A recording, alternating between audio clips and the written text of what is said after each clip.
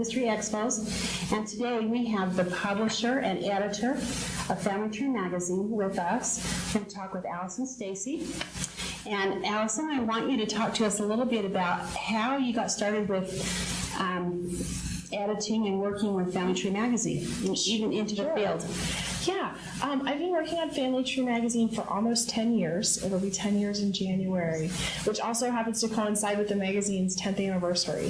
So I got into it as I was the first person hired to work on the magazine after our parent company launched it.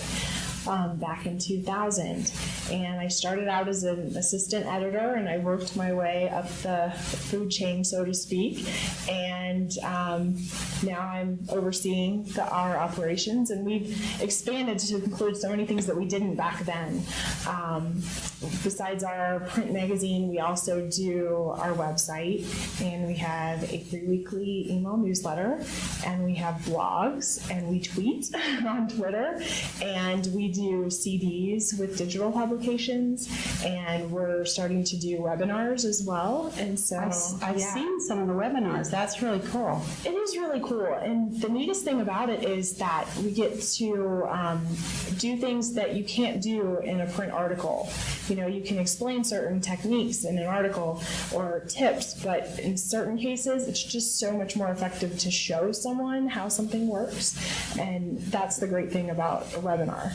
So if we have people out, you know, that are watching our YouTube channel, Family History Expos, that wants to participate in a webinar, how do they figure out how to do that? Sure. There's a page on our website that lists all of the workshops that we have coming up, and you can just go there. It's familytreemagazine.com/online workshops, and it lists our calendar of events for the next few months. You just click on those links to register, and it's a pretty easy process. So with the magazine, and this year's your 10th year?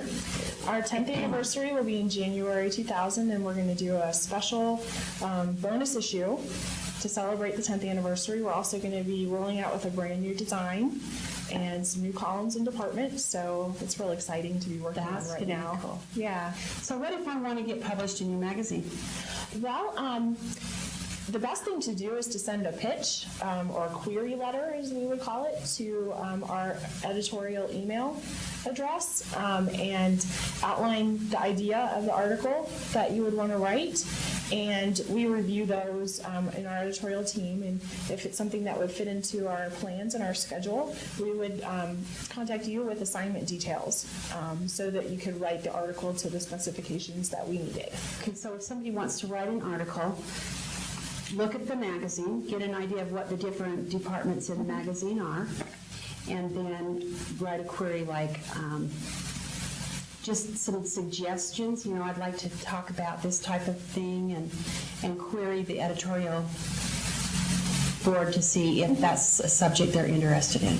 Yeah, it often helps to look at a current issue or a couple recent issues so that you can see what topics we've covered really recently, because there's nothing more disappointing than coming to me with a topic and I have to say, oh, I'm sorry, we really like that topic, but we just published an article on that. So yeah, that's good. So come up, and you do publish articles, similar articles over time. Right. But you're always looking for something new. In a year's time, you don't usually do the same thing a couple of times. Right. So that's great. Exactly.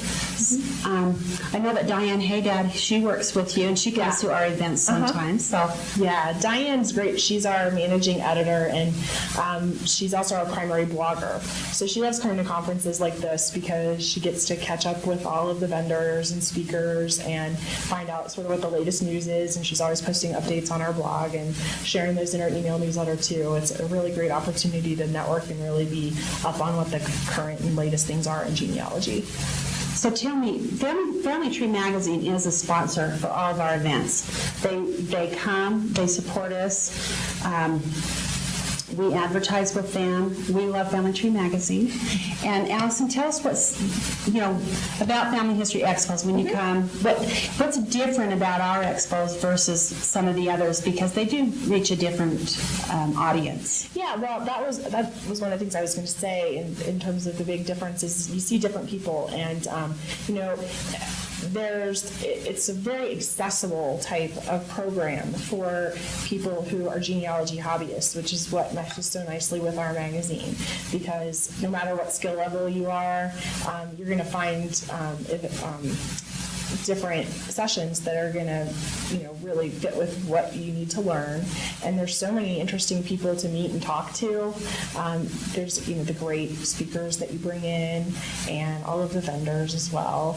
I think one of the nice things about your shows is that there's always a lot of opportunity to get hands-on with the vendors.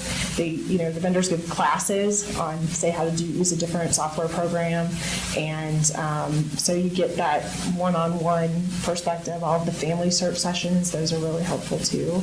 And there's just such a great energy in the air during these events. The facilities are really nice.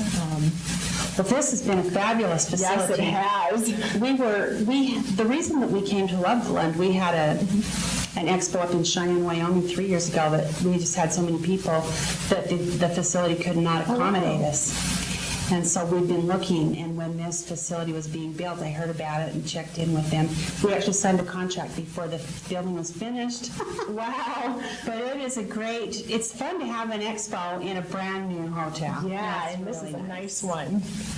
Yes, the breakfast was great. The breakfast is included? Yes. Yeah. And we'll be coming back next year, so.